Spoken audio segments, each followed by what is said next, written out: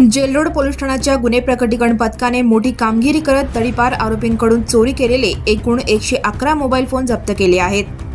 या मोबाईलची एकूण किंमत 13,52,998 रुपये इतकी आहे. जानेवारी 2026 मध्ये जेलरोड पोलीस ठाण्याच्या हद्दीत मोबाईल चोरीचे एकूण 4 गुन्हे दाखल झाले होते. या गुन्ह्यांचा तपास करण्यासाठी गुन्हे शाखेचे प्रमुख सहाय्यक पोलीस निरीक्षक संदीप पाटील आणि पथकातील अंमलदार यांना पोलीस उपायुक्त परिमंडळ विजय कबाडे आणि सहाय्यक पोलीस आयुक्त विभाग 1 प्रताप पोमण यांनी विशेष आदेश दिले होते. दिनांक 17 जानेवारी 2026 रोजी गुप्त बातमीदारामार्फत मिळालेल्या खात्रीशीर माहितीनुसार चोरीचे मोबाईल विक्रीसाठी एक इसम इक्बाल मैदान सोलापूर येथे येणार असल्याची बातमी मिळाली. त्यानुसार गुन्हे प्रकटीकरण पथकाने सापळा रचला. सापळ्यात फारुख मोहम्मद हनीफ पठाण वय 42 राहणार घर क्रमांक 129 सिद्धेश्वर पेठ शहापूर चाळ सोलापूर हा इसम ताब्यात घेतला.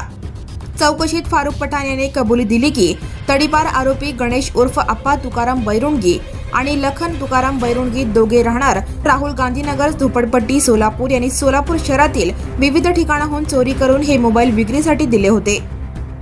ताब्यातून 111 विविध कंपनीचे मोबाईल जप्त करण्यात आले असून त्यांची एकूण किंमत 13,52,998 रुपये आहे. या कारवाईमुळे जेलरोड पोलीस ठाण्यातील चोरीचे 4 गुन्हे उघडकीस आले आहेत. ही उल्लेखनीय कामगिरी पोलीस आयुक्त एम राजकुमार, पोलीस उपायुक्त विजय कबाडे, सहाय्यक पोलीस आयुक्त प्रताप पोमण यांच्या मार्गदर्शनाखाली वरिष्ठ पोलीस निरीक्षक शिवाजी राऊत, पोलीस निरीक्षक भाऊराव बिराजदार, सहाय्यक पोलीस निरीक्षक संदीप पाटील आणि गुन्हे शाखेच्या पथकातील अंमलदार सफी MD नदाफ, शरीफ शेख, गजानन कणगिरी, पोलीस हवालदार वसंत माने, धनाजी बाबर, अब्दुल वहाब शेख, पोलीस नाईक भारत गायकवाड, संतोष वायदंडे, कल्लप्पा देकाणे, युवराज गायकवाड, उमेश सावंत, इकरार जमादार, विठ्ठल जाधव यांनी केली आहे. मोबाईल हा संबंधित चोरांकडून विकत घ्यायचा आणि तो परस्पर विक्री करायचा आणि या सर्व चोरींमध्ये हा सुद्धा तेवढाच सहभागी असल्याचं दिसून आल्यावरून याला अटक करण्यात आलेली आहे. याचं पूर्वीच्या रेकॉर्डची माहिती आपण घेत आहोत. बाकी 2 आरोपींचा बऱ्यापैकी पूर्वीचा रेकॉर्ड आहे आणि सध्या ते तडीपार पण आहे.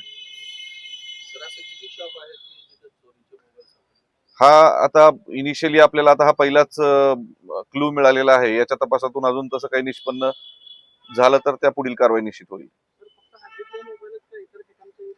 नाही, इतर ठिकाणचे सुद्धा याच्यामध्ये काही आहेत. सोलापूर शहरातलेच आहेत असं नाही, ग्रामीण भागातले सुद्धा आहेत. काही 1-2 विजापूरचे सुद्धा मोबाईल निघालेले आहेत. बऱ्यापैकी सोलापूर जिल्ह्यातले बऱ्यापैकी जास्तीत जास्त मोबाईल्स आहेत.